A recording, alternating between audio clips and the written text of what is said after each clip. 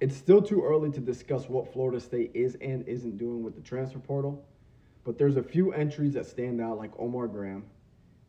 And while I was thinking about it, one thing really stood out to me.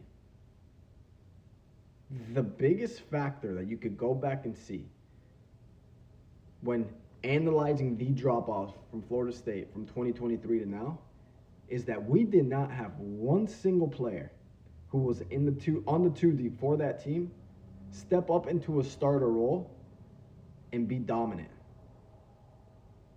I don't know how it's possible that we had about 9 guys who were pivotal to the success that we had on that team. Guys like DJ Lundy, Pat Payton, Josh Farmer, Shaheem Brown, Azariah Thomas, Mo Smith, Darius Washington. How is it possible that those guys who were part of the success that we had in 2023, and some of them even in 2022, they had big roles. They weren't starters, but they were backups, and they played a significant amount of snaps. None of those guys transitioned positively into a starting role. Omar Graham, who just entered the transfer portal, is another one. All those guys had an absolute failure of last 2 seasons. And listen, some of them went on to the NFL and got drafted, and good for them.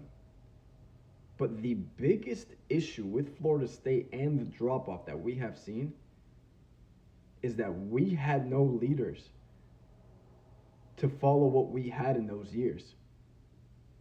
And why did that happen? I have no idea. They were part of the culture. They were part of the success. So them being able to step in and step up into those roles should have been a smooth transition.